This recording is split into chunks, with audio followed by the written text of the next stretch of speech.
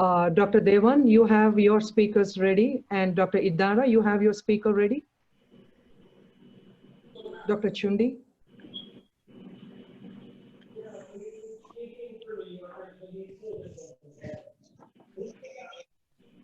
All right, so I think we're gonna start. Good evening, everyone. This is Dr. Seema Arora, Chair, API Board of Trustees, and welcome to our next educative interactive webinar in the API COVID-19 educative series. Today, we will continue our discussions about issues related to convalescent plasma, collection, administration. We recently had a webinar on this important topic, which was organized by our API Convalescent Plasma Committee, who has been tirelessly working around these issues with Red Cross, with hospital administrations, and also with the lawmakers. So we are very proud of the work that they've been doing, helping many in need. But since this is a hot topic of discussion and stuff keeps evolving, we decided to have this another interactive webinar with some excellent speakers today, and it's been organized and moderated by Dr. Madhavi Gorusu, Dr. Deepak Parekh, and Dr. Lokesh Idara. So I will welcome the moderators to take over. Dr. Madhavi, would you like to take over and conduct? Thank you.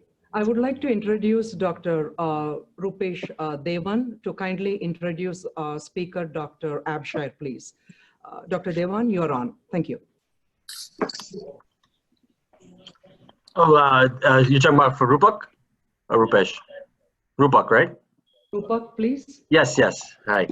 Yeah, this is Rupak. I'm the former YPS president, served on the IPS board of directors, or the BOT, as well as the executive committee in a couple different roles. But I wanted to introduce Versity, the team Versity. So Versity is a national leader in innovative blood health solutions.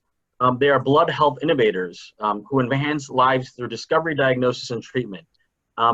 They have been in the news recently because they've also been taking and working on the plasma donation. I think API has gone ahead and shared the information for Versity, as well as other organizations like Red Cross. But for Versity, I want to introduce two key individuals today. The Chief Marketing Officer is Gitesh Dubal.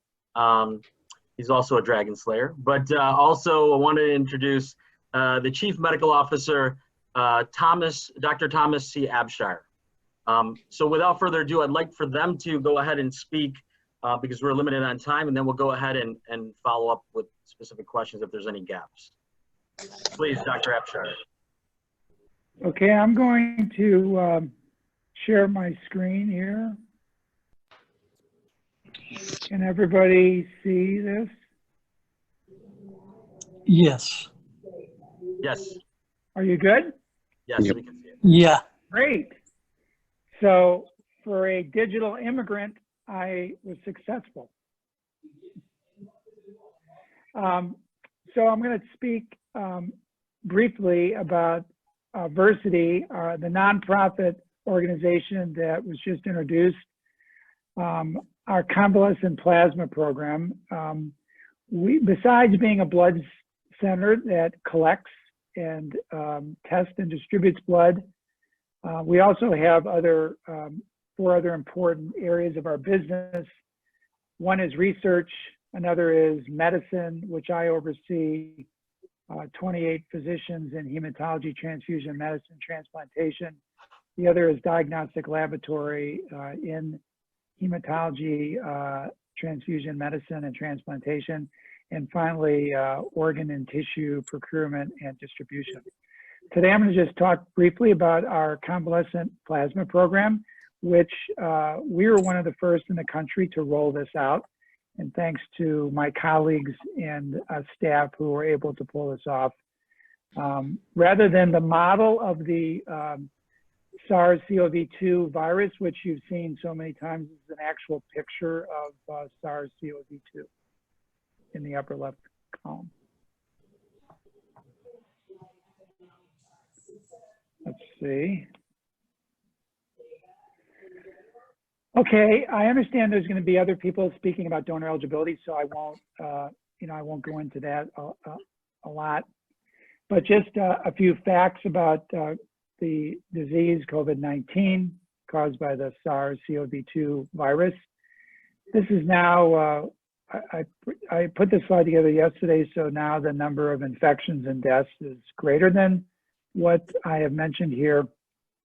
I think everybody is very aware that for us to be able to effectively deal with this pandemic, we do have to have increased viral load testing, as well as antibody testing and accurate antibody testing. I think everybody is hearing now in terms of some of the difficulties with rolling this out.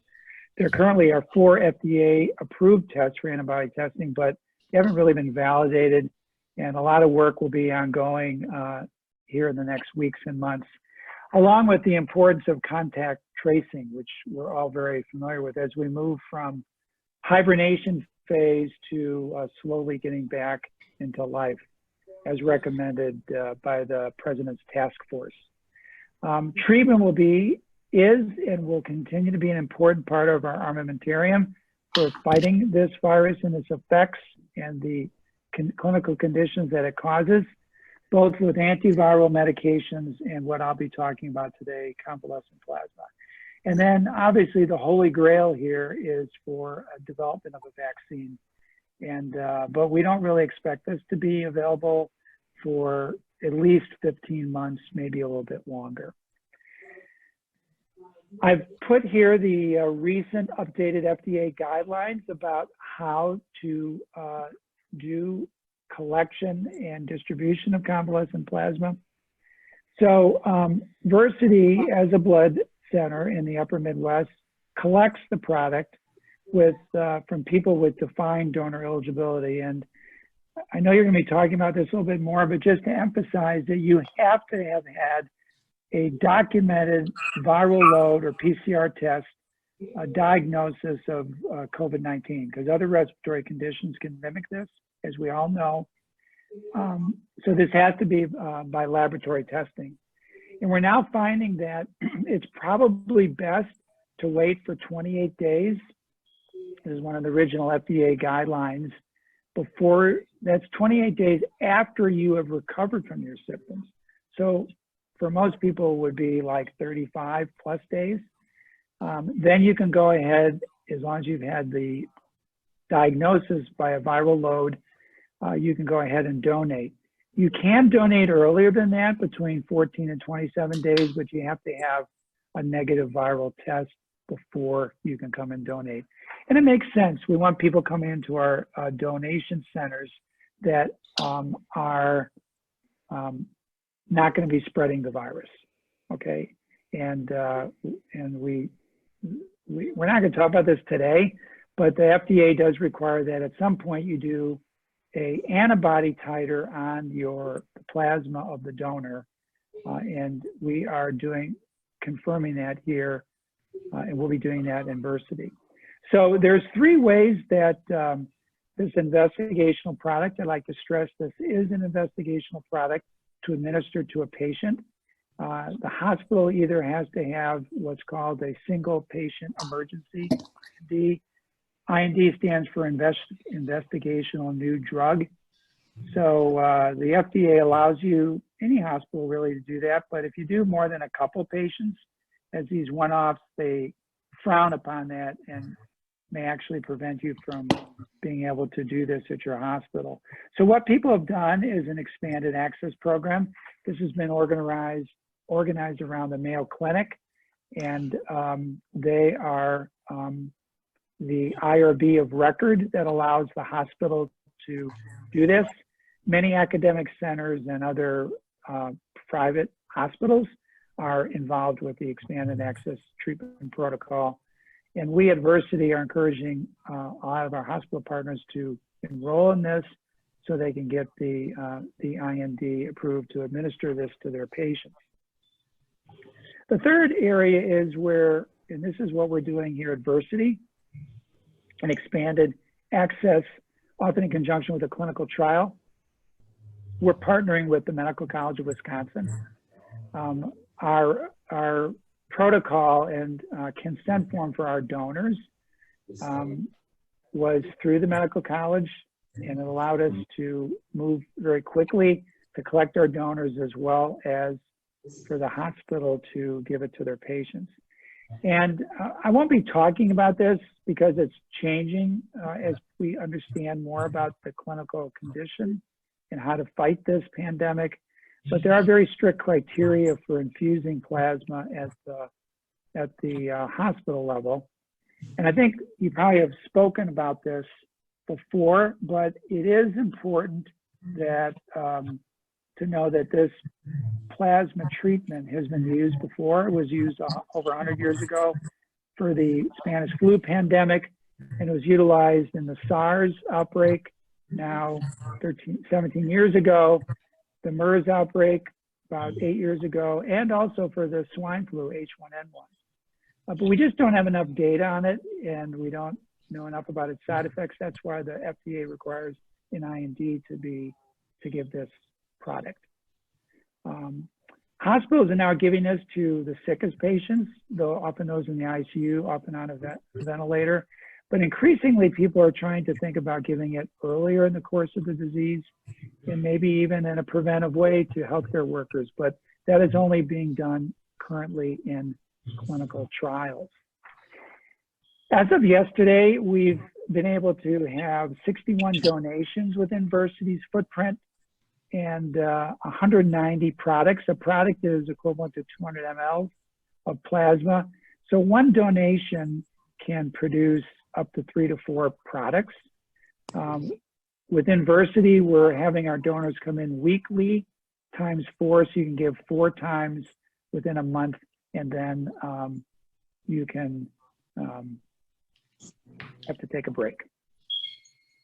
So these are some of our first donors. This is Dr. David Lahl, a pediatric surgeon at Children's Wisconsin and the Medical College of Wisconsin, who was the very first donor that we had. And there you can see he's smiling, giving his plasma on our pheresis machine that allows him to take off the plasma and return his red cells and platelets. There's the product. You can see that's very clearly labeled as convalescent plasma. It is important to know that the product is type specific. There's a few exceptions to it, but you have to know the red cell type of the donor, and it needs to be product specific. And then in Illinois, just last weekend, Anjali Patel, a college student, I believe, from Case Western. That is correct. Pardon? Yeah, she was the first donor in Illinois. You can see the people taking care of her now have masks on, which I think most of our centers are doing. And she's cheerfully donating plasma and glad to be part of the process. So let me finish with this slide, how to donate. The Red Cross is rolling this out, but they haven't really quite rolled it out yet. New York Blood Center, other blood centers are much more involved. New York Blood Center, for obvious reasons, they're leading the pack with the pandemic. And so this is how we do within our Versity footprint within the Upper Midwest. The URL is there for you to look at.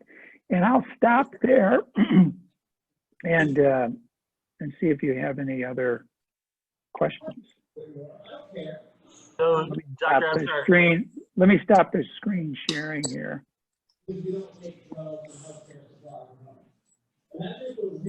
Okay, great. Okay, let's see. It's gone now, right? Okay. Yes. All right. So, Dr. Abshire, thank you so much for going over that in terms of the overview.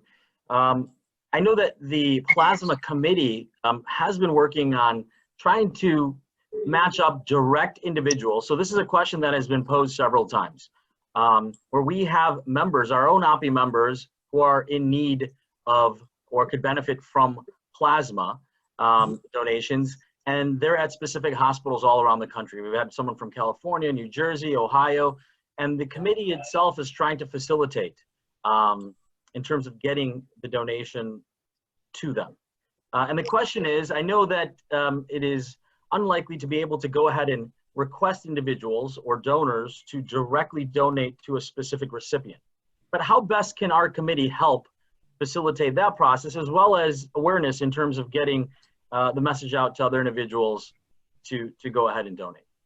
Well, I think I'll answer the first question first. We certainly need as many people making awareness of this process as possible. So if you all could do that, that would be great.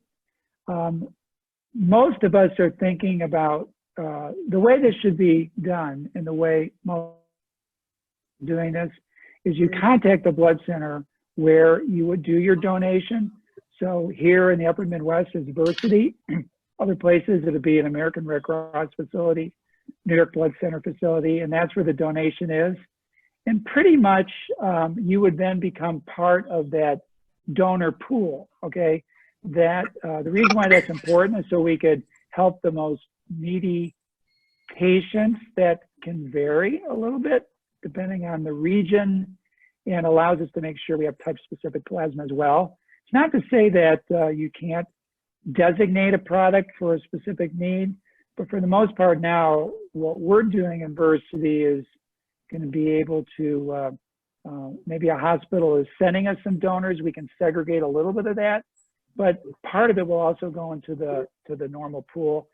And as I mentioned, we have a research study that's going to be starting very soon at the Medical College of Wisconsin that will have segregated product for that. So you can segregate things within a region, within a blood center, but that becomes more of a logistical issue that maybe is not insurmountable.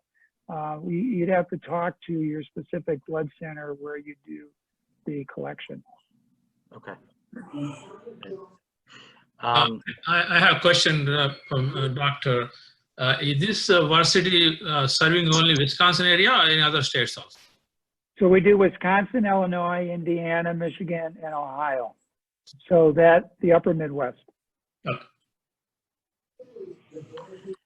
One other thing I did want to ask, because it pertains to the total amount of potential donors. In terms of the requirements, obviously we can go to the page and check it out. One thing, and question again in general, was the availability of antibody testing or rapid antibody testing. Right now you have a specific criteria in terms of PCR, in terms of what it takes to be a donor. Is there any consideration, because that would definitely increase the potential for increase the donor pool in terms of who would be able to qualify. One of the things that we're seeing with the general public, not necessarily in the medical professional, in the medical profession, is that there is a lack of understanding in terms of, hey, do I qualify? I had someone say, you know, I had a fever, I thought I had COVID. So a lot of that is what we can help with in terms of awareness. Who can donate, who cannot donate. But the second thing I would say that could be helpful in increasing the donor pool is the possibility of expanding the criteria. Is it possible? Is it something that is considered where these rapid antibody tests could be utilized to then determine can individual donate or not? Yeah, so let me answer the first part first, that, you know, getting a viral load test is, I'll say it's essential before we get reliable antibody testing, okay? You can, so what I would encourage people to do is work through their physician to make sure they've had a documented PCR test to make sure they had SARS-CoV-2, because a lot of people think they may have had it, but, you know, as you're seeing in the testing, it's only like, well, New York has been a little bit higher recently, but you'd think all these people tested to be like 50, 75%, but it's more like 10, 20, in New York, like 30%. Okay, so that says 2/3, at least to me, 2/3 of the people who think they have an infection don't have an infection. The antibody world is still murky, okay? And the FDA understands this. They're working with the National Cancer Institute to get them to do validity testing, because what you don't want to do is have either false positives or false negatives, okay? And it's a problem. It's a problem with some of the tests that have rolled out across the rest of the world. That's why today even you heard the World Health Organization say that they can't be assured that if you had the infection that you won't get it again, right? Now they have, you know, I'm being a little harsh here, but you know, we don't really know how valid the tests are yet, okay? That's part of the problem. And so once we get a good antibody test, it's gonna help because it'll show who's actually been infected. So for now, I think I would emphasize, get the viral load, make sure you have COVID-19, okay, number one. Number two, be 28 days from the resolution of your symptoms. So for most people, that's like 35, 40 days from the time they first got sick. And then you'll be more likely to be a eligible donor.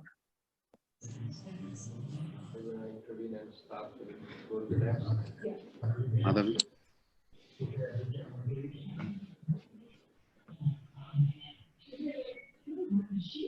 Rupa? I didn't know if you wanted to go ahead and take on. Yes, please. Thank Okay. you. Thank We can you. go ahead and shelve Thank some of these questions. I know that in terms of the agenda, moving on, there are some additional questions. We can go ahead and wait till the Q&A portion Yes, later. please. I know Yeah. We'll go with the Dr. next Abshire does speakers. have to go, but we can go ahead and hopefully follow up if there's questions that Geetesh would like to defer to Dr. Abshire about. Maybe we can go ahead and do it in an email later as well Yeah, to get some additional answers. But yeah, I'll be Dr. glad to Abshire- help. Oh, go I'll be ahead. glad please. to help answer things later. I do have to go right now, but thank you for inviting me. Were there any last minute questions that I could help with?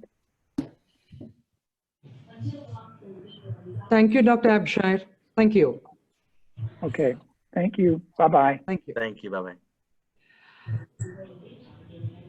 Thank you. Now let me take it from here.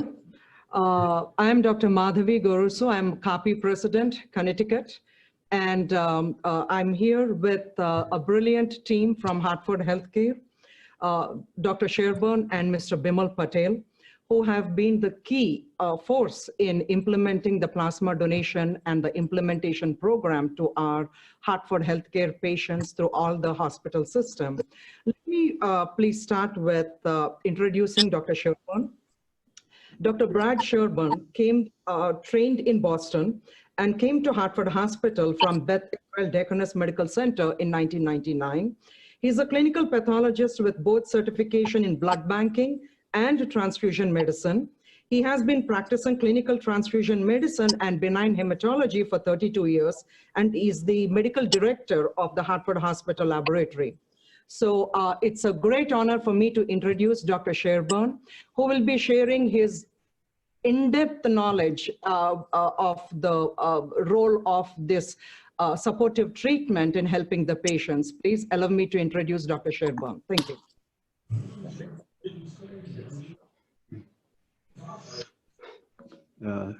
Should I sit down? Is that better or this way? Yes. Okay. Thanks for that lovely introduction. Okay, so I want to try to make this understandable for our audience. I mean, we have physicians out there, and physicians have to convey the whole nature of this to lay people. And you're not all obviously laboratorians and immunologists, so it's a strange concept because the things you think you've learned very briefly in medical school, you know, unless you're one of those lab nerds who does it constantly, it's very foreign to you. So anyhow, we've been trying to educate everybody about that. But just for you folks, remember that your patients out there, your families who are sick, they only understand one thing about convalescent plasma. The movie Outbreak with Dustin Hoffman, where, you know, there's this Ebola-like thing, and then they harvest plasma from a little macaque monkey, they put it into people on death's door, and they get over their hemorrhagic fever, they get up and say, "Thank you, doctor, I'm all better now." So that is what we're up against. It does not work that way. About once every generation, we have a virus which we attempt to use convalescent plasma for. And the reason is very simple. People do understand, you know, if you have an immunization, you make antibodies, and antibodies give you immunity. And that is a concept that we're looking at. In this really rapidly evolving situation, the thought is that people who've had the COVID virus, a specific, as we call it the SARS-CoV-2 or whatever you want to call it, you will mount a polyclonal, you know, a bunch of different antibodies. It's not like a monoclonal, which you make in the laboratory, but your immune system recognizes all the different, you know, antigenic determinants on the virus. And then, as you all know, remember, you make IgM and then IgG. And within about 3 or 4 weeks, you should have a a significant amount of the antibody. Now, what its role is in controlling the virus is anyone's guess. So as Dr. Abshire said, the requirements for donors right now, there is no antibody testing. You do have to have had the PCR test, and that identifies the specific COVID-19 virus because it is a test for the RNA sequence in that virus. It's actually probes that look at two different unique sequences. They are amplified against a control probe, and they fluoresce at different with different intensities after PCR cycles, and that's how we know you've had the specific virus. Once you've had the virus, and some people are asymptomatic, if you are without symptoms in a proven PCR test for 14 days, you can have a repeat PCR test. If it is negative, you can donate convalescent plasma. Otherwise, you would have to wait for 28 days of an asymptomatic period to donate. And we are taking this purely on immunologic faith. We feel that you have to have made the antibody because that's what the body does. We are freezing aliquots of plasma from all our patients to study later because, as Dr. Abshire said, it's sort of the Wild West out there. We have antibody tests, but we don't know if they are specific for this coronavirus, for the spike protein, or for other moieties that are on the virus. So, but we feel that if you have had the infection, for sure, then just like a good bunny rabbit would be, if you injected it with a certain antigen, you make the polyclonal antibody. So that's how it is collected. And you will donate it wherever your local blood donor center is. The best program, as Dr. Abshire said, is this investigational new drug program, which has been rolled out as a public service to the entire country by Mayo Clinic. It's called an extended access program. I think we've given you the website to it. It's US COVID plasma. We can make sure to give it to you afterwards. But when you go on that site, it has all the little sites for patients, for doctors, for physicians, and then for people who are registering to give plasma to their patients. So the way it works is, as Dr. Abshire said, we identify someone who qualifies. Here at our own program, we have a donor call center where we know people have had the virus and have recovered after a certain amount of time, and they will call us and we call them because people do want to donate. We just send the documentation of their positive tests and their negative tests if it hasn't been 28 days along to right now to Rhode Island Blood Center, because they are part of New York Blood Center Enterprises and are actively collecting plasma, and they are our primary supplier here at Hartford Healthcare. And thus far, we've probably received in about 50 units of plasma, only 8 right now from 2 donors that we've had, because a single person donates by pheresis, about 800 cc's of plasma. It gets mixed with a little bit of anticoagulant, then is frozen, and the donor has to meet all the requirements of a normal community volunteer blood donor. So you're basically recruiting new donors, but the product itself is investigational. Okay, but so the patient will be asked all the usual questions about medications. Have they had money or drugs for sex in the past year, et cetera, et cetera. And then the plasma is tested for hepatitis, HIV, the PCR for the viral nucleic acid, as well as the usual serologic antibodies. And then if frequently, many blood centers, if you are a female or a man who's been transfused, they'll check it for HLA antibodies to mitigate the risk of TRALI. I just mentioned that because if you send a donor in and it's a multiparous woman, you might think, where's my plasma? Well, they're still doing the HLA antibody screen, but you obviously don't want to give these sick people TRALI on top of everything else. And so that's basically all there is to it. We've had 2 donors yield 8 units of plasma. We have had 3 more donors yesterday. We're trying to get all the websites and data collection information out there so people can donate. As Dr. Abshire may have mentioned, I don't think the Red Cross is quite completely geared up yet. The other thing to bear in mind is every time you have a convalescent plasma donor, you're losing a platelet donor because it's done on the same machine that collects platelets. What we have done so far is we do have to match the plasma to the recipient. This is exactly the opposite of what you learned, for red cells. For red cells, we always think of Group O red cells as universal donor. For plasma, Group O is a universal recipient because of Landsteiner's law. You make antibodies to the antigens not on your red cells. It's that simple. So if you are an O, you make anti-A and anti-B. If you are a B, you make anti-A. If you are an AB, you make neither. So that is why Group AB people can get any red cell because they don't have any antibodies to destroy any red cells. But they have the best plasma and that they have not made any anti-A or B, but they're also only 2 to 4% of the population. So that's a very precious commodity.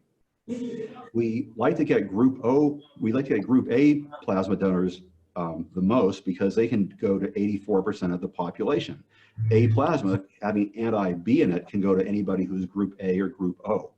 So that is the way it works. And I don't be embarrassed to ask the simplest front type, back type serological questions. We always teach our medical students that and our residents, but you wouldn't be aware of it. So that in a nutshell is what we've done. I think I'm probably time to switch to our next. Yes, thank you so speaker, much. I think, Brad, you have covered everything. Yeah. So I will save your expertise when the audience asks questions. Okay. Now let me introduce our next speaker, please. So I have once again great honor in introducing our president of the Hartford Hospital and senior vice president of one of the senior vice presidents of the Hartford Healthcare, which is one of the largest hospital complex that we have here. And Mr. Bimal Patel has been a key force in spearheading and implementing this program in helping our patients. So let me have him speak out about what the challenges and the success, what he has seen through. Mr. Bimal Patel, please. Good evening, everybody. Thank you, Madhavi, and thank you, Appy and Cappy, for your organizing this particular event. I just wanted to, before I begin, wanted to thank hundreds and thousands of healthcare workers here in Connecticut, here at our organization at Hartford Healthcare, across the country, as well as across the world. The local and national researchers, our first responders, innovators, enablers, donors who give freely to support our fight against COVID.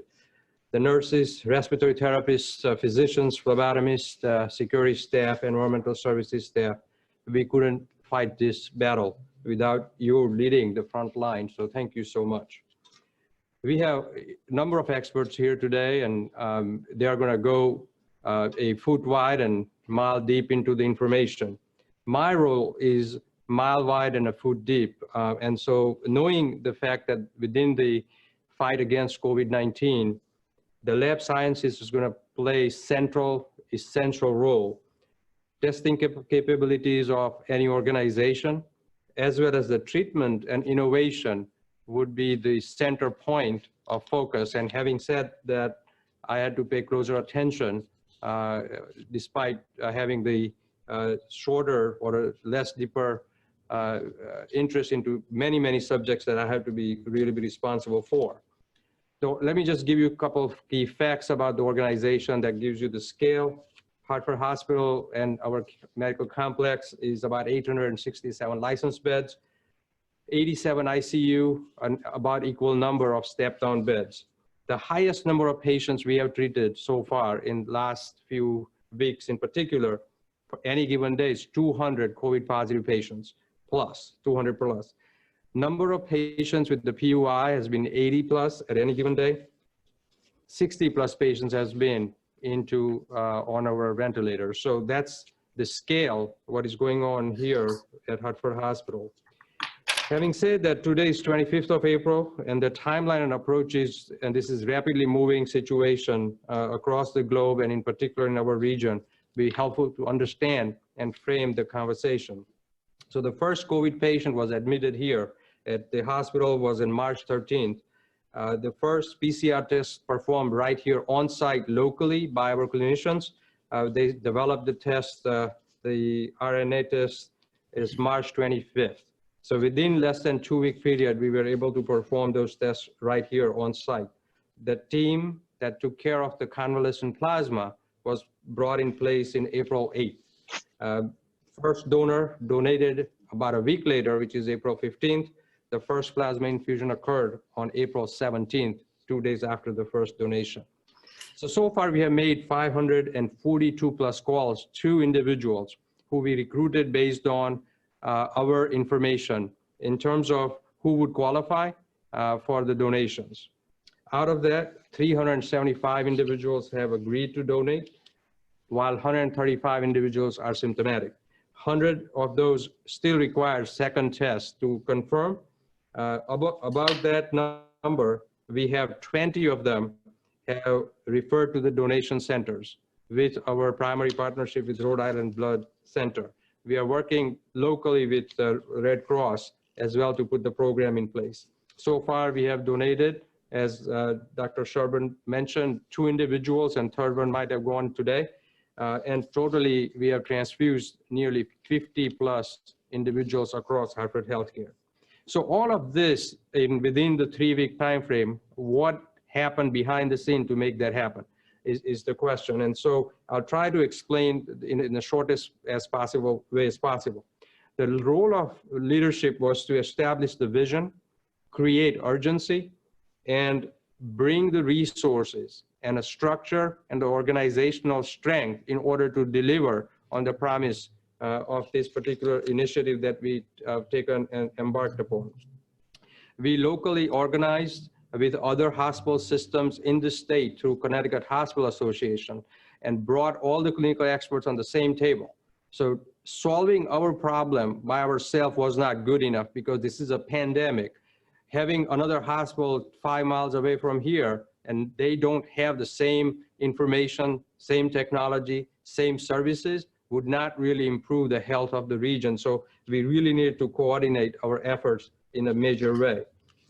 Bringing teams of all the experts, both the laboratorians, but also along with it, the clinicians at the bedside together, providing them with the resource and a structure to establish the criteria under which we determined how, who, what, where will be done. All that information has been performed seamlessly, giving tools and tracking mechanisms, daily monitoring and routine reporting allowed us to really get off the ground pretty quickly. Training of the staff and bringing individuals from a variety of different aspects, whether we need to market, establish the website so that we can go out and into the public in terms of recruiting more donors, potential donors. It is a matter of going slow to go fast. Right now, despite our best efforts, only 2 or 3 donors have come up. But as time passes, I know that tomorrow and day after, and a week thereafter, we will really see a double-digit increase in terms of number of people who will be donating. The reason is the time lag that it takes for people to be symptom-free and have the second test performed. So this is just a process of going slow to go start. Education and research has been really a central role since this is a research protocol under Mayo, and that's why we had to make sure that everybody is appropriately trained and educated. I couldn't be more thankful for the team, what they have done so far and what we are about to do going forward. Even though the report is not out yet, the clinicians on the front side at the bedside are saying that the people who receive plasma, they haven't seen any major negative adverse event yet so far. We cannot really make a comment on whether we have seen any positive outcomes at this junction, but not having a negative impact is one of the first and foremost do no harm philosophy of us doing this particular protocol. With that, I'll stop here and open up the podium for any questions. Wow, excellent, excellent, Bimal. Thank you so much. I guess that is what a leader is. Bimal, if I may ask you, and please, I needn't come into the screen, you please come. Now you are not just acting as a leader of amazing Hartford Healthcare Organization. If you can put a hat on and as a much higher to the state level or even higher, what would be your advice to other hospitals which might not be as up in the curve as Hartford Healthcare? Can you share what points of advice, please? Yeah, absolutely. We have an organization called Connecticut Hospital Association. So all the CEOs of the organization talk twice a week together. And with that, under the governor's task force of some of the leading organizations, CEOs come together. We share information, share resources, and putting those things together, we allow others to catch up and learn from the organizations that are leading the force. These particular aspects of convalescent plasma, we were the convener of the first meeting at the CHA. Our clinicians took a lead in establishing the work with American Red Cross, brought their resources at the table, as well as other hospitals. We have nearly 30 plus hospitals in the state of Connecticut. So all the clinicians joined for an hour-and-a-half discussion and understood what needed to happen. And that helped create the stage for everybody to rise together. Thank you so much. So thank you so much, Mohan. So I will let Dr. Lokesh Idara please take it from here and introduce our next speaker, Dr. Chundi, please. Dr. Idara, platform is yours. Thank you, Madhavi. I'd like to introduce Dr. Vishnu Chundu. He's an infectious disease specialist, and he leads the biggest infectious disease group in Chicago, almost 70 physicians. He has decades of experience in infectious disease. Dr. Chundu, can you help us about the plasma and the indications and early versus prophylaxis and your kind expertise, sir? Hi, thank you for having me. I'm kind of isolated in my little den here because as we're seeing patients, most of our group is separated from their families as it's a little bit asymptomatic carriage is an issue. So our group was established 25 years ago. We're about 108 doctors. We go to multiple states. Right now we have about nearly 1,000 patients on service within all our group. The convalescent plasma is a stopgap till we have more definitive therapy. So from an infectious disease perspective, this is our second big epidemic, the big pandemic after the HIV pandemic that we had in the mid 80s and 90s, which we lived through. And unlike that, this is affecting all sections of society as we're living through this. So the convalescent plasma is an interesting concept, and people have talked about this. From an infectious disease clinical perspective, what we're seeing, unfortunately, is we have nothing in the cupboard to treat these patients, and this may be one of the few plausible biological ways of treating these folks, not with hydroxychloroquine and azithromycin and various other things, but where we actually have neutralizing antibodies. A couple of problems with the convalescent plasma is it's not titrated, so it's the same strength bag to bag.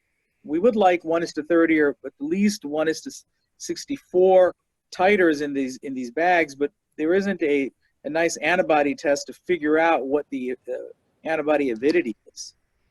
That's one of the issues with the convalescent plasma. The second big issue is when should we give it? From a clinical perspective, after our group has probably treated about 3,000 plus patients over the last 3 weeks nationwide. And we found that the virus itself with these RNA viruses, much like influenza, you'd have very high viremia early on. And like influenza, if you don't give Tamiflu early on in influenza, it's probably not useful to treat later. So early treatment is probably much better than later treatment. Unfortunately, the study by Mayo wants later treatment or when the people are more ill. The other thing we're seeing, and that's been well described throughout literature, is the issue with the virus causing one issue, and then a bigger problem with immunological issues with the virus itself. The virus is causing a significant amount of what they call a cytokine storm, or we look at it as a macrophage activating syndrome with a wide protein manifestations. Some of them with the cytokine storm as described, other also with hypercoagulable states with thrombosis, including lots of PEs. In fact, a lot of the people that are dying in the hospitals and the ICUs are dying of pulmonary emboli. And whether it's macrothrombosis due to thrombin activation, or whether it's due to complement activation, or even von Willebrand factor, we're seeing all three. So giving it late with plasma may actually cause issues with activation of these thrombotic factors in someone who's already hypercoagulable with high D dimers. So these are some of the big issues that we're trying to grapple with right now. IL-6 inhibitors that we've been using, we just recently convinced one of the big organizations, Advocate Aurora, because we had 146 consecutive patients we gave tocilizumab to when they were going through this macrophage activation. And we showed that early treatment rather than late, which was being advocated by a lot of the healthcare systems, was more effective than giving the drug late. It kept people off ventilators. It helped them go home faster. So it may be a cost saving, even though the drug is expensive and somewhat difficult to give. So we're trying to figure out how to use the plasma. The Mayo Clinic has the protocol in place, which we have to use currently because it is an investigational new drug. And until we get actually directed therapy with antivirals and eventually monoclonal antibodies, which everyone is rushing to make. So for this gap of the next couple of months, we think the plasma will have a significant role to play. The other issue with this virus is the fact that we're seeing people go home and then 2 weeks after they're feeling better, and then come back again with another syndrome of a slow smoldering process. And that's another subset of folks that we're looking at. The antibody testing, has been mentioned, is very difficult. It's a coronavirus. There's a lot of cross-reactivity between HKU3 and these other viruses that are out there. And so from a clinical perspective, it's going to be a slog. We don't expect that. The ID world doesn't really expect vaccine to be out there for 24, 36 months. Remember, the fastest vaccine ever produced was a mumps vaccine in the 1950s, and that was 4 years. So this is going to be going on for a while, and I hope we can adjust ourselves to getting ourselves to doing much more of a long haul process with this. So I'll stop there and leave the rest of my time for other folks and for questions. Thank you. Thank you, Dr. Shundi. We have one of the question is IL-6 inhibitor tocilizumab in Aurora done in a study, or will the date be published? Well, we're matching controls now because we did it as a consecutive cases just to see whether treating early is better than what they were doing, which was treating late. And we found that giving it early as the cytokine storm is gearing up before they get intubated really does make a difference. And it had a p-value just of 0.5. So we're going to match control so you can actually put it into a readable form. And that we're doing this week. Oh. How long do you think the plasma will be, and the antibody test at least will come, reliable one? Probably a month, 2 months? I think that's a much more difficult question. For the laboratorians out there, it's very difficult to differentiate between some of the coronaviruses and this virus. And it'll really become tricky come winter time when you have a lot of coronaviruses circulating. And then you don't know what the antibody test means, and people walk around thinking they're protected, and they're not really protected. And the contact tracing is going to leave this country kind of in a myth, because you're going to see Google and Apple come out with what the true contact tracing is, which is with your phones. And you'll know who's positive and who's negative and who should stay away. And you'll really have this very dystopic world where you're the protected one who can go out there and get jobs, interact, hug, go out to bars, have good time. And those are the people who are not infected who have to be sitting in their bedroom like I am right now. So welcome to the new world. Thank you so much. Dr. Shundi, this is Sudhakar Jonalgarda. I have a question thanks for the excellent talk. You comment on remdesivir, the Gilead drug. Yeah, the remdesivir, the University of Chicago, one of my colleagues, Katie Mullane, was very big on how only 2 people died, but they were using it on not sick people where most of them get better. And so if the remdesivir, in our view, RNA viruses like this require multiple targets, not a single target, because the virus changes quite a bit. I think remdesivir has the most activity of all the drugs, but I suspect you're going to need 2 or 3 drugs. For now, remdesivir is all we've got, so it's like going to the dance with the girl that's not the best looking, but you're going to the dance because that's the girl that's available to you right now. So that's what we're using. So you said, the giving plasma early is better than giving late. Yes, sir. I think so. But your protocol, hospital protocol, following Mayo, or you have your own protocol? You have to follow the Mayo protocol, and that's what we're going to do because something is better than nothing. And I think the remdesivir also giving early is probably better than giving late for these viruses. Thank you.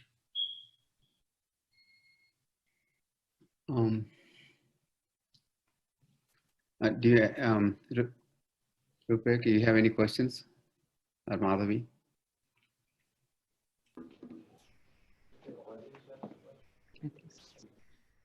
One question is current.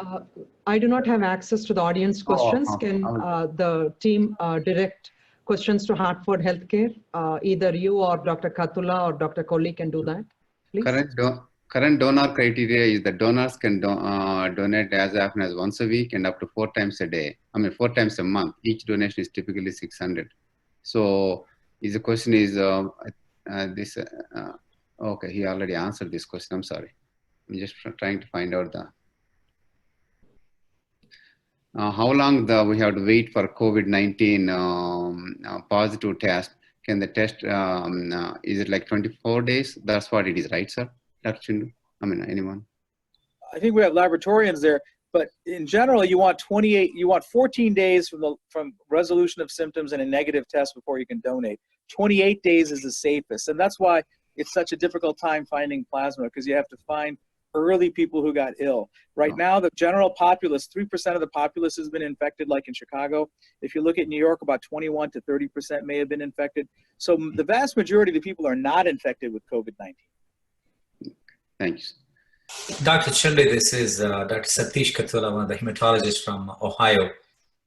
Every treatment is, everybody's saying give it early on, like, plasma infusion, remdesivir, hydroxychloroquine, if it is, helpful to give it early in the game, but most of the patients are not getting any of these until they are really sick. So how do we go about that? Well, the problem is there isn't anything available right now. It's very difficult to find drug. We've been very frustrated by the fact we have people, today we lost 3 people in the hospital. I mean, it's unbelievably depressing watching people die. And if you look at the NIH guidance, as well as infectious disease guidance, they say don't give steroids, don't give, remdesivir should only be used in a trial, plasma should only be used in a trial. Every drug that we're trying to use, tocilizumab should only be used in a trial, and even IL-1 inhibitors should only be used in a trial. So I'm not quite sure if you have a loved one sitting in a ventilator on 100% and 15 of PEEP, what do? You just simply watch them.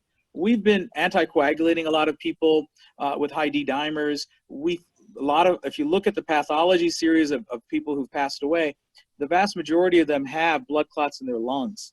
And I think anticoagulation is key, provided they don't have a contraindication for anticoagulation.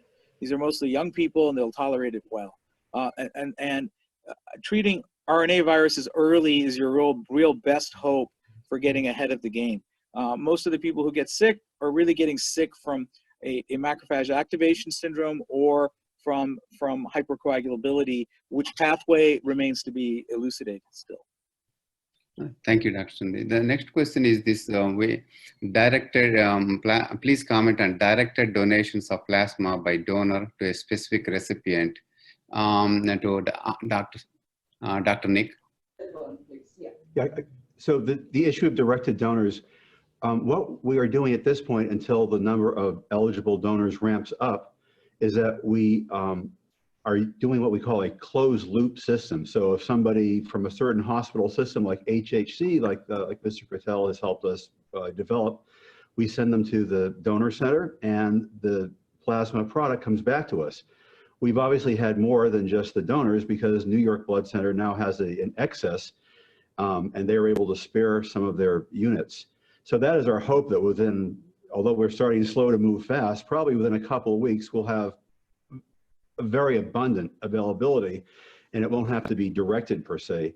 The old sense of directed donation was that you would get blood from someone that you knew because you were worried about getting HIV. I mean, that is ancient history at this point.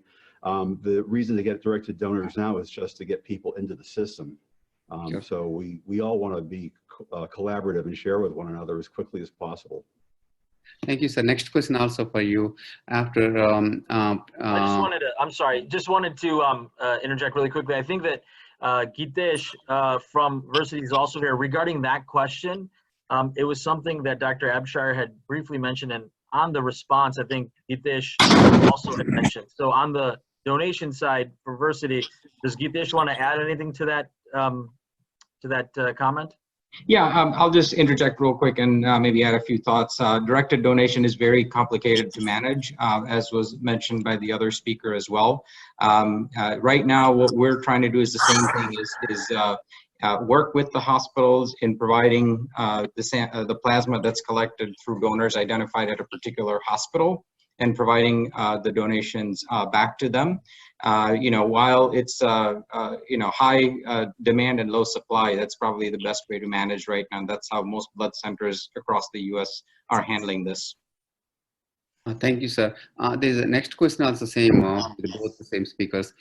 You can donate like once a week for 4 weeks. Is that will stop it, or they can donate any few more months after that? Who's that a picture of? Dr. Sherman, do you want? Oh, it's funny. I just saw that Yeah. background. What Dr. Abshire was talking about, there is a lot of flexibility. I believe that New York Blood Center Enterprises right now is permitting donors to donate once a month. The reason why there's, if you donate a whole blood, it's 56 days. The reason for that is if there is some malfunction with the pheresis machine, you could potentially lose a whole unit of red blood, not a whole, but half a unit. And we don't want to, take that away from the donor. Your plasma and antibodies will regenerate fairly rapidly. And it's certainly reasonable to let people donate once a week for 4 weeks. In fact, commercial plasma donors who are paid will donate up to twice a week. Then they give them a little hiatus, they check their immunoglobulin levels. But there's any number of ways to do that. But how long can they donate? Like after they become negative, is it 1 month, 2 months, or 6 months, or do we know? Oh, so it's not just a matter of being negative, it's a matter of being symptom-free. So if you're asymptomatic for 28 days, and then you can go in as you have to meet all the criteria for a regular volunteer community blood donor, but that is all is required. There is no antibody test, as Dr. Chundy mentioned. We wouldn't trust any antibody test at this point. The only definitive proof that you've had this particular strain of COVID virus is to have a positive test. But I think the question is, again, how long, for example, if somebody becomes negative symptom free, they give the plasma, how long can they give? Like how long they can keep giving it? Like a month or 2 months or 6 months, or do we know? Oh, yeah, it depends. There are certain FDA regulations, but it's up to the local blood center what their policies and standard operating procedures are. I believe most blood centers will let donors come back in a week. And I think as the method of letting people donate once a week for 4 weeks and giving them some time off is one very common way of doing it. But I think that New York Blood Center Enterprises is having people wait about 4 weeks between donations. Thank you. As we do for platelets right now, same idea. So Dr. Madia, Dr. Vinod Sinha, if you have any questions, or we can unmute, Madhavi, can you unmute them so that they can able to ask? The other question to Dr. Chindo, there are two questions. One is any experience with TNF baricitinib, and also are you using aspirin or antiplatelet agents in the anticoagulant? Two-part questions. Yeah, we don't have experience with the other agents. Really, we've been focusing on IL-6 and also IL-1 inhibitor if we can get it. The problem has been access, because those are usually spoken for people who've got other issues. And actually, even the IL-6 inhibitor for rheumatoid arthritis has become very difficult to get because of shortages. As far as the aspirin therapy, actually, I've been getting hematology to see the patients, because our concerns are it isn't just a prothrombin that's the issue. You may have actually issues with complement consumption and a TTP-like syndrome, or you can have the other pathway with von Willebrand factor or Adams 13.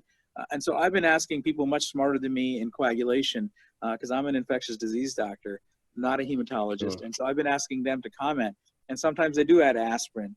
But the real question is, do you give them heparin or low molecular weight heparins, or do you give them, things like eculizumab if they have TTP? And that's really the bifurcation. And I think in the ICU, you really have to think about this clearly, because that's where people are really getting into trouble, and they're dying because they're having PEs, or they're dying because of coagulation defects. So there was a patient who was treated on a trial with eculizumab in Ohio who got better, but that's anecdotal. But there's a clinical trial actually checking whether eculizumab will help or not. Yeah, and a couple of, a lot of the people are now using even colchicine, because colchicine is a NOD1 inhibitor. The other is nitazoxamide. Nitazoxamide is an old antiparasitic that was used. It's very expensive in this country. In India, it's like rupees, a few rupees. And here, it's like, I think $100 a pill or some crazy number like that. But it's also it's a poor man's IL-6 inhibitor, basically. And you use it early on. But, people are basically throwing anything at the wall, hoping it sticks, because we got nothing. We got nothing. And we're watching people get really sick. The vast majority of the people get better, but the ones that get sick get really sick. And those are the ones we're dealing with. We're not dealing with the ones that are, have a little body aches, a little cold, a little diarrhea, and get better. We're dealing with the ones that are requiring high FiO2 and the ones that are intubated. So, and we're hoping for the best until we get an antiviral. It's like the old HIV days. We saw no movement until we got, 1995. I still remember that day like yesterday. The day we got protease inhibitors, it was like manna from heaven. People lived all at once. People would walk into the office and I'd go, "You're still alive?" And they'd go, "Yeah, I feel great, doc." That's the virus. Yeah. So this is Madhavi. I have a question for Mr. Bimal Patel. Many nonprofit organizations have approached me saying that they have robust volunteers and a good number of patients who have recovered and who would like to save other patients. But when they are having challenges as to reach the plasma collection centers or need some guidance, Bimal, can you please share how you can envision if Hartford Healthcare, who has a robust system of donor registry, is there a possibility that patients who are not with Hartford Healthcare, can they register through your donor registry? Maybe it's not happening now, but can you share, is that a possibility to share to help the local communities who are willing to donate the plasma? Absolutely, yes. So the platform we have created is obviously in the beginning directly related to the patients that we have treated and they were in our care, in our testing and our follow-ups. However, it is not pertaining only to Hartford Healthcare. I mean, we have 1-800 number, people call in all the time. People ask to register through us with the agencies like Rhode Island Blood Bank Center and or American Red Cross to go and donate there as well. So yes, it is open and available. The resources are plenty in terms of how to obtain education and what criteria you need to meet in order to get there.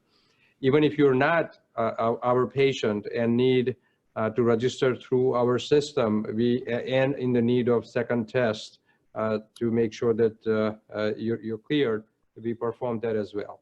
Just as a side note, starting this week, we opened up 2,000 test capacity, partnering through our 5 drive-through sites per day. We started with this couple hundred a day capacity. Now we have 2,000 capacity, and that was done in partnering with Quest Diagnostic. So this is one of the biggest impact in reopening the economy, reopening the general access to healthcare, et cetera. Testing is essential, and we are making that happen. And again, it's not limited to only Hartford Healthcare patients, but it's open to all the public. That's excellent. Yeah, thank you so much. Thank you. The next question, I think, how are we selecting which patient get enrolled for plasma? I mean, in the Mayo Clinic trial, is any Dr. Chundu or you can answer? Yeah, go ahead. Yeah, let others. Good.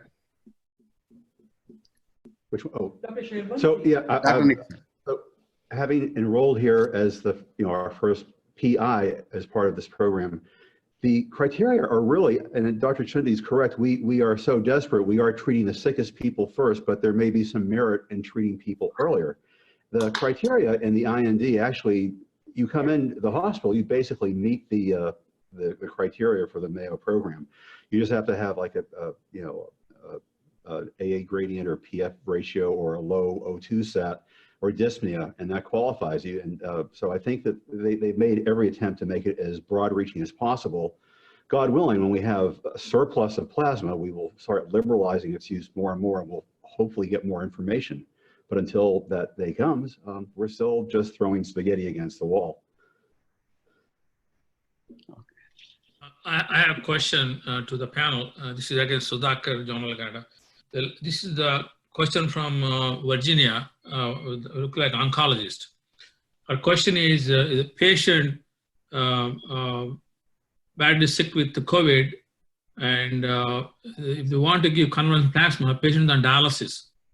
What the question is, these antibodies potentially dialyzed when you do the dialysis or not?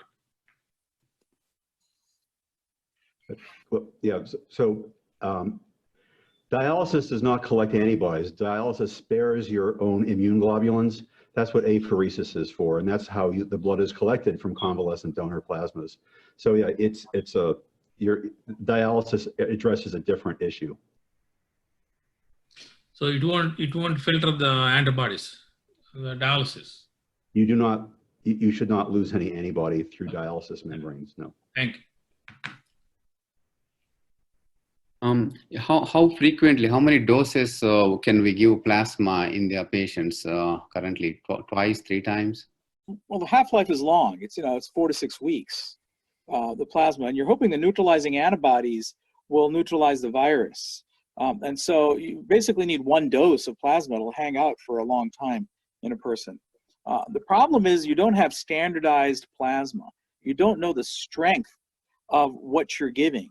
And that's one of the, in order to roll this out, they kind of walked by that. Some, like University of Chicago, University of Illinois, they're trying to get their labs up and running so they can give plasma that actually has the same amount of antibody avidity. And that's the next step in all of this, that you're not just giving plasma not knowing what's in the bag, fundamentally.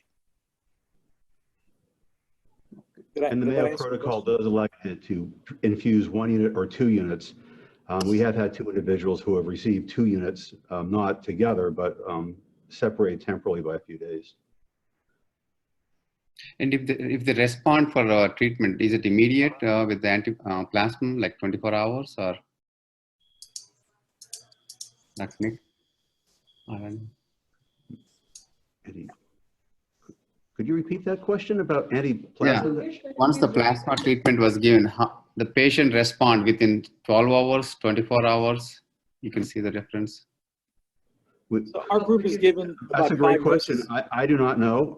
We have, it's all anecdotal at this point, and for all the reasons that Dr. Chundi has mentioned. We have had some anecdotal good experiences of people who are very sick and recover in 5 days. We have had some people being treated early who are requiring escalating FiO2s and then decreasing their need very rapidly afterwards. But I think the issue is if somebody does have a lot of inflammation and coagulation, that is often what the main culprit is, and it's too late at that point to intervene. It's too late. Yeah, we've Dr. given Shinde, you about want to 5 add in? units of plasma through our whole group. And, you can't draw conclusions based on 5 units. We're hoping it works, but it's better than, I think, giving people hydroxychloroquine and azithromycin.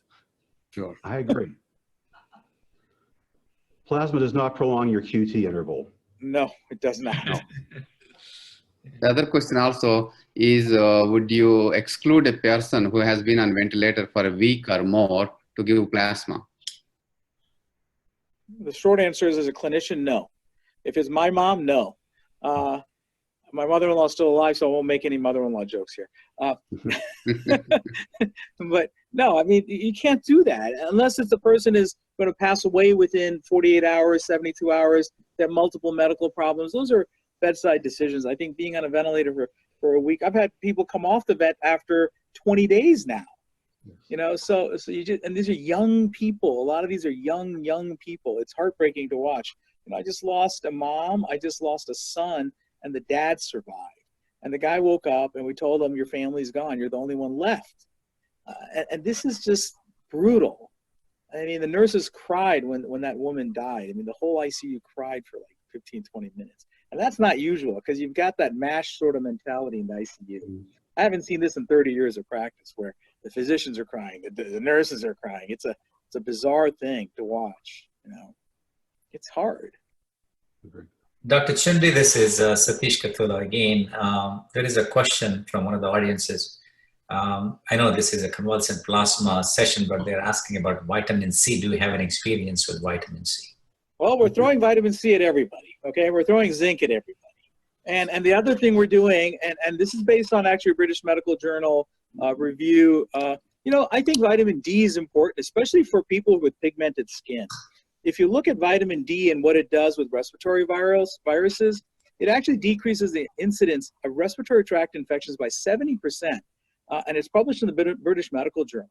So taking vitamin D, because the brown skin that prevents you from getting skin cancer also prevents you from generating vitamin D. And if you live in Connecticut or Chicago like I do, you know, you're going to have lower levels of vitamin D. I checked my vitamin D levels and they were low.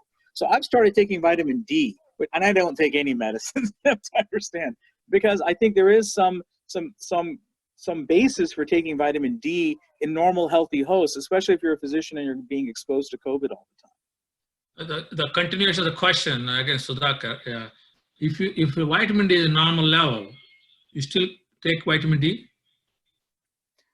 There's no benefit. In the British Medical Journal article, most of the people who got benefit were people who were ill, who had low levels of vitamin D.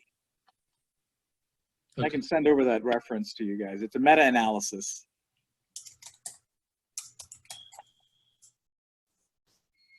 Someone asking is the program can be watched later. Yes, it will be recorded and in API website.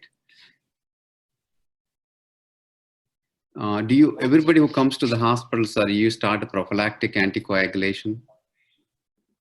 We do for the regular low molecular weight heparin or heparin, but the real question becomes, when do you fully anticoagulate these people?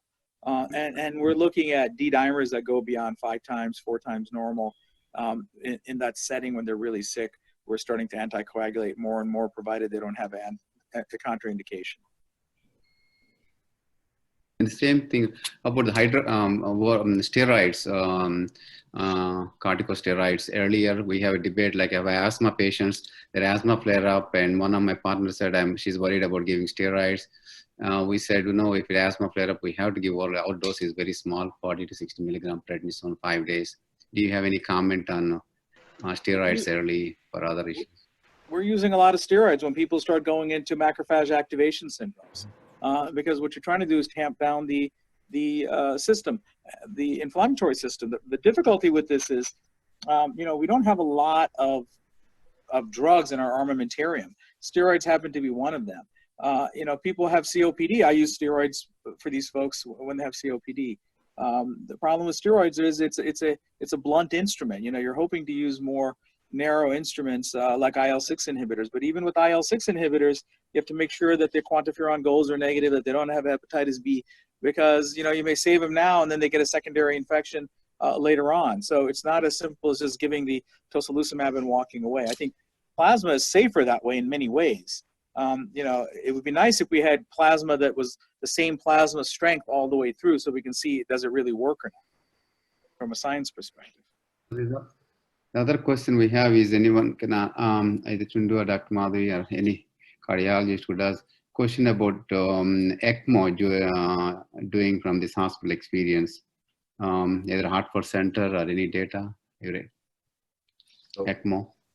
Well, we've had today approximately 4 or 5 people on ECMO. We had 1 person pass, and the rest are on active ECMO. I can't really, we have very low numbers, and I can't comment as to whether there's any relationship to their convalescent plasma. I believe 2 of them have had plasma, but we have attempted that, especially in younger people without as many comorbidities.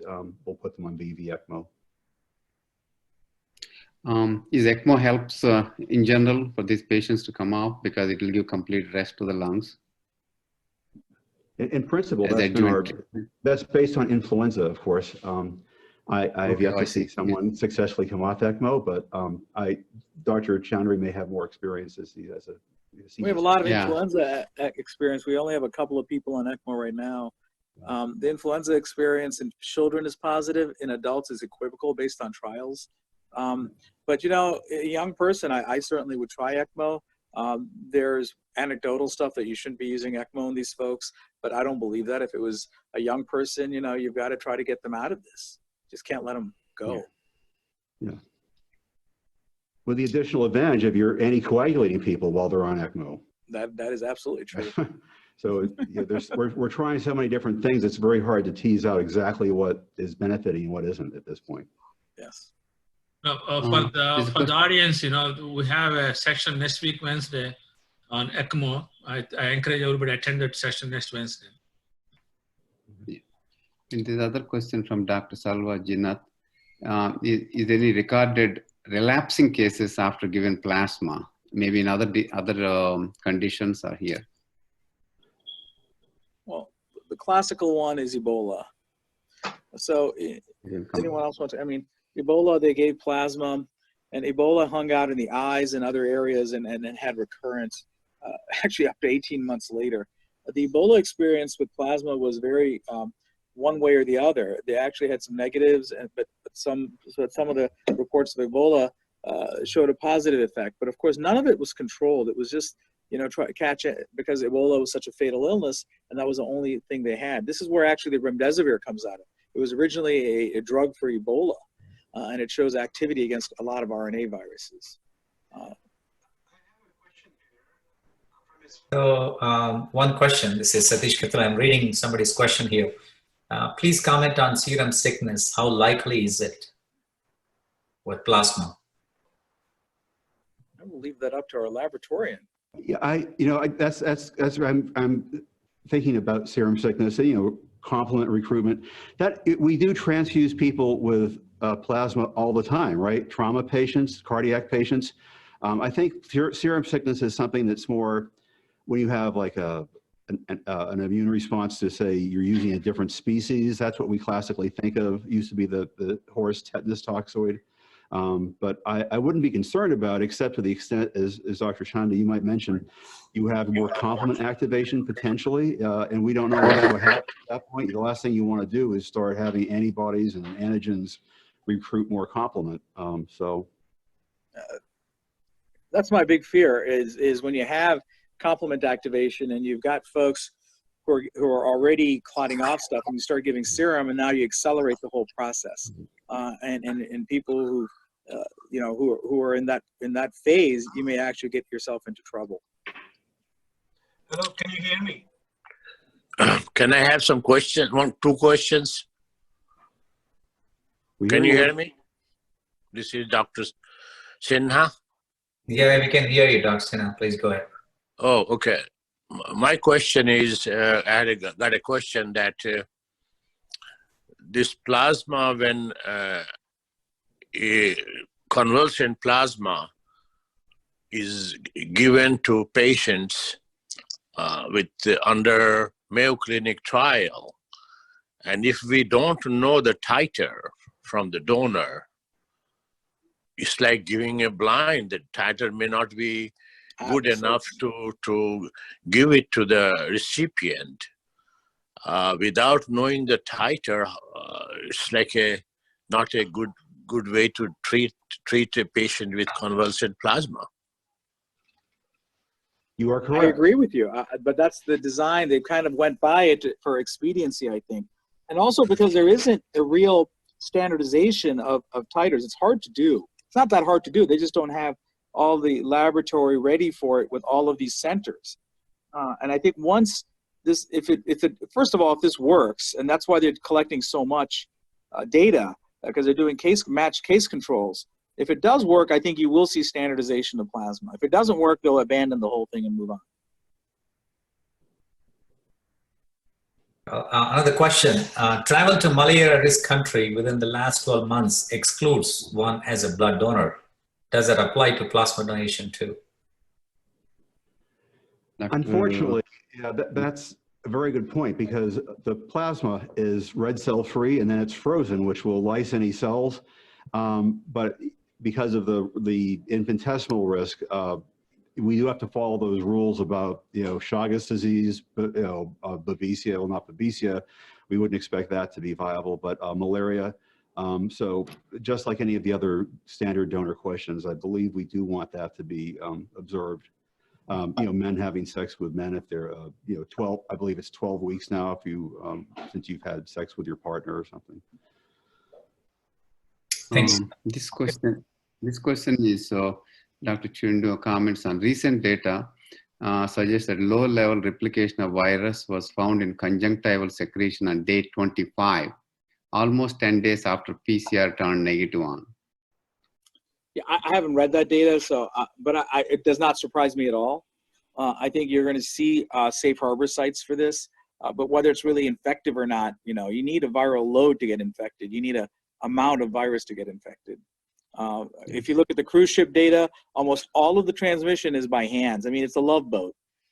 People are all worried about masks, but in reality, you had 3 people infect 780 people or so in a cruise ship. And it's all from touching the railing and stuff.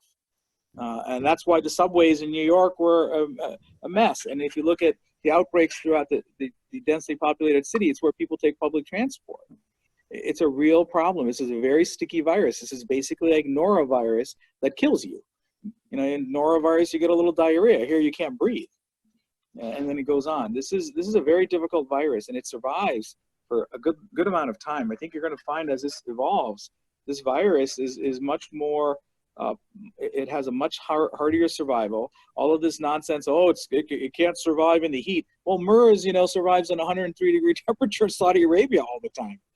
And so I think all of this wishful thinking is going to go by the wayside because it's a virus, and the virus does what the virus has been designed to do by evolution. It's found a niche, and this niche is hard to get rid of. Another question, what are other antiviral drugs you can combine with remdesivir? Well, there's a lot of talk out there of using a drug from Fuji, which is favipiravir, and combined with ribavirin. And so there's a whole bunch of people trying to put cocktails together to see what works. Favipiravir is an old RNA drug. It's not as potent as remdesivir, but there's a whole process going on right now of trying to get monoclonal antibodies for this, which would be really the kind of therapy that would be good. Unfortunately, for the vast majority of the people, you're not going to be able to get enough monoclonal antibodies. There's a lot of research about using plant-based production, which would decrease the cost of monoclonal antibody. Using tobacco mosaic virus. There's a whole host of stuff going on out there right now. There's a big rush to do this. So this is the fastest we've ever seen these antivirals come out. If you remember HIV, 1981 HIV, it took us till 1995 till we had really effective therapy. First, DDI, DDC came out in 1988. So think about that time span. How many people died at that time? So same thing with hepatitis C. We started with the monotherapy. Now we have the best drugs. The great drugs now, but it only took 20 years. Right. Next question is from Dr. Savita Balram. The risk of reinfection, we're hearing reinfection in Korea and different reports. Risk of reinfection with the COVID, do you have any comment? Dr. Nick or Dr. Chindu? Yeah, I think the risk of reinfection is high because this is a coronavirus. I don't think you have long-standing antibodies that give you protection yet. There's the M protein that people are using as a model for antibody production. It causes other issues, especially it causes worsening of pulmonary ARDS, the M protein itself. And the clonality of this virus, it alters quite a bit. And so it's going to be very difficult for this virus to, for people to make vaccines for this virus. It is not a slam dunk. It's going to be a difficult virus to make a good vaccine for that gives you effective long-standing immunity. You may end up having what you do have right now with influenza, which is a different vaccine based on the clonality every season. So hello, can I Yeah, ask? go ahead, Ravi. Hello, can I Please. ask? Yeah. Go ahead, Ravi. Ravi. Hello. Yeah, we can hear you, Ravi. But I'm okay. The question is not from me. Is it legal or ethical to deny a plasma from a donor to a specific recipient And I'm just a messenger. But our phone got disconnected. Dr. Nick, The question is it ethical or?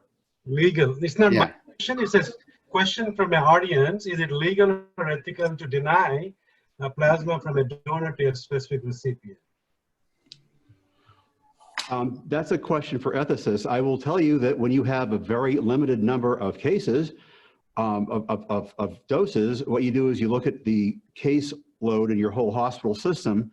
You make sure that people have a proportional number of units, and then each local hospital has its expertise, its intensivists or infectious disease doctors. We've been texting together to decide who is the best next candidate based on no data. But sort of a consensus, sort of a reverse death panel, if you will, that changes, depending on who's on call. Again, it's not ethical. It's not pleasant. I think that when we do have more plasma, it will certainly help us. And I think the other advantage is, when we talk about monoclonal antibodies and clonality, I think that the advantage of having a lot of convalescent plasma at our resources is that we'll be able to obtain a polyclonal antibody and perhaps a hyperimmune globulin, which might be optimal to use at some stage of the disease when it recurs in the winter months. But we're yet to see that. A follow-up question here. Has FDA approved convalescent plasma for any condition? Yeah. For any yeah, hi, this is Gitesh from Versity. No, it's only approved for investigational use right now. There's no FDA approved usage for convalescent COVID-19 plasma at this time. I'm talking about COVID-19. For the previous illnesses, has convalescent plasma ever approved for treatment? Yeah. Good question. I'd have to defer to the other speakers on that. No, there's no infectious disease used for convalescent plasma, except for emergency stuff like this, because you have better treatments. Before we used to give rabies immune globulin, we have rabies immune globulin. Before we had rabies immune globulin, you gave horse serum. But convalescent plasma was used in pneumococcal, was used in meningitis before we had antibiotics. But now that you have antibiotics, it's all gone by the wayside. And so you really don't use convalescent plasma except in stuff like this. How about Ebola? Did you use convalescent plasma, Ebola? Yeah. It doesn't work. Right? No, it showed survival benefit in one study. It didn't show survival benefit. Convalescent plasma was. So that was the issue. So all the hope is that it is just a stopgap measure till we get better antiviral treatment. I would guess. That's absolutely correct. That's the idea. Absolutely. Now, One more question I have one question to the panel. Hello? This is Dr. Sinha. This is Dr. Sinha. I was, since the protocol for Mayo Clinic is only for sick and severely sick patient, inpatient, for people think, doctors, scientists, that this convalescent plasma should be used at the early stage when they have mild symptoms or very early before they go into ventilation. Johns Hopkins has, I thought that Johns Hopkins has started a protocol to use convalescent plasma in those early patients. Do you know anything about that? I do not. I mean, that's certainly a reasonable approach. And we know so little right now. We've just been doing this for a couple of weeks, but that is a valid question to answer. Because as we know, convalescent plasma, the earlier the better, like anything else. And it late stage when patient is very sick and we don't know whether it works or not. And Mayo Clinic is doing a trial to find out. Also, we don't know what titer is going to be used. So how they will come out with any analysis without all this? I don't understand this trial. It's an open-end trial. We are saving aliquots of all the plasma, and when we have a better handle on what's going on, yes, all when the data is analyzed, we'll be looking at the titers, the avidity, specificity of epitopes, et cetera. But the titer is not done. That's right, the titer is not, well, that'll be one of the first things we do. when the new antibody test is rolled out, it will be reported with a signal to cutoff ratio, which should, in principle, correlate with a titer.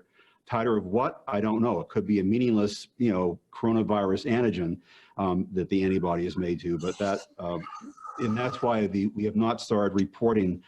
We have not reported titers yet because there's no standard against which to measure the optical density of the test results. Yeah, that's an issue with this Thank you so trial. much. It's already 1 hour 30 minutes. Yeah, I think 30 minutes. I think we're going to wrap up this, inviting Dr. Reddy, API president, to give his remarks. And also have closing statement from each speaker. Any disclaimers? No disclaimers. I would like to be conflicted, so if anyone wants to give me money, I'm here to take it, okay? Disclaimer is API is not responsible for any information. Please, closing statement from Dr. Nick, sir. Dr. Nick. So I think it was Madhavi. under Nick, but Dr. Sherborne and Mr. Bimal Patel. Yes, yeah. Just Okay, yeah, sorry. I didn't hear that last thing. I have no conflicts to disclose either. I just want you to know that. Closing statement. So all I can say is this is the pinnacle of my career. I've been doing it for 32 years, and I find myself exactly where I need to be at this time. And it's an education. It's a very humbling experience. And I think it's bringing out the best and the worst in people, but mainly the best. And I think, as Mr. Patel can attest to, I am so proud to be part of this healthcare team, and it's never been a better time to be doing what I'm doing. I'm just very privileged and grateful that I'm here. Thank you. If I may invite Mr. Patel, please. Thank you. Sure. First of all, thank you for having us get involved in a great educational seminar. It is a privilege to work shoulder to shoulder with our frontline workers, our researchers, our clinicians, and caring for our community and our patients. I think we are making a difference in this very unprecedented time. There is no doubt about it. Whatever we talk today is likely to change next week. And whatever we do next week is likely to change 2 weeks thereafter. And so the agility to adapt a science that is so rapidly moving is the challenge of us, the clinicians who have been practicing the medicine in a most safest possible way, in a traditional development of things. That is no longer going to be applicable, at least next 4 to 6 months as we deal with it. So having a patience with that type of situation and open-minded, ability to take risks appropriately calculated around that, I think those are the ones that's going to really change how we come out on the other side. But I have zero doubt that we will come out on the other side fair and well. And I think as everybody understands and appreciates, that it is bringing the best out of the mankind, and I'm proud to be part of that. So thank you. Thank you so much, Dr. Patel. Only The API disclaimer for teleconference is COVID-19. Thank you. Thank you, if I may. Thank you so much, Dr. Sherborne. Thank you so much, Bimal. Thank you so much on behalf of API. Thank you. I want to read the disclaimer, API disclaimer for teleconference COVID-19. The services of API COVID-19 teleconferences is for information purpose only, should not be considered as a medical or financial advice. API has no liability as to how this is interpreted, has no liability for results, losses, damages that may be caused directly or indirectly or incidentally. Please refer to CDC website and your state government health department authority for information update. Doctor. I did want to just take a quick second and thank the Versity team once again. Yes, please. To thank Dr. Abshire and to thank Gitesh, their Chief Marketing Officer, who has stayed with us throughout. So thank you both for being a part of this as well. It's our pleasure, and thank you to each and every one of you who is helping save lives out there and make an impact in fighting against COVID-19. Thank you. Thank you, sir. Suresh Reddy, you want to come? Suresh, go ahead. Can you hear now? Can you hear me? Yeah, go ahead. You're on. Yeah. Thank you, everyone. Thank you so much for taking time to join us for this webinar. This is one of our best webinars we had, and thank you, Dr. Sherman. Dr. Sherman, I was also at Beth Israel Deaconess for 13 years, feels at home. And thank you, Dr. Chundi and Dr. Abshire for joining us today. And thank you, Mr. Patel and Mr. Dubal. Thank you for joining and for educating us. Thank you, the panelists, Dr. Dilsukh Madia, Dr. Vinod Sinha, Dr. Sudhakar Jonalagada, and Dr. Ravi Kohli, Dr. Satish Katula, Dr. Idara. And thank you, moderators, Dr.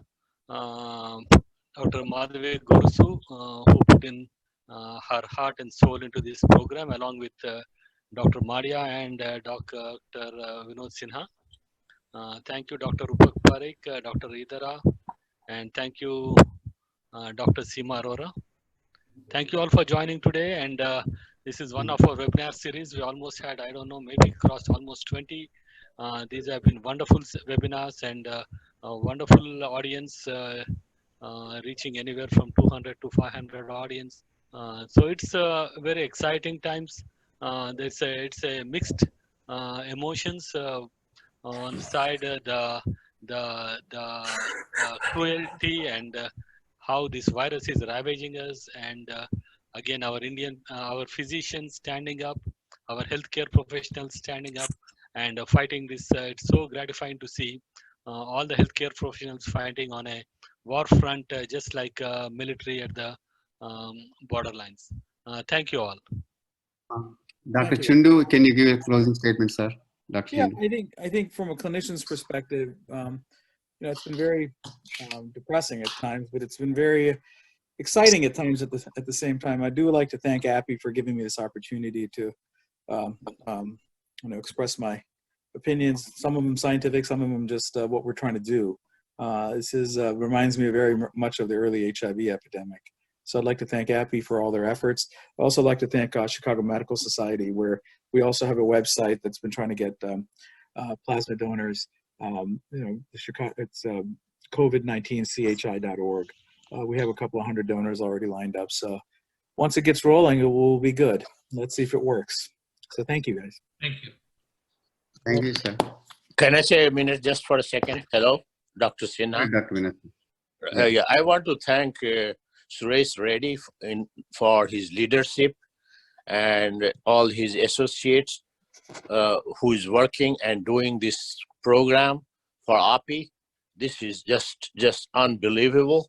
And I really want to congratulate and thank to all the committee members who has been involved. I really appreciate for doing a very, very excellent job for teaching and teaching other doctors. Thank you.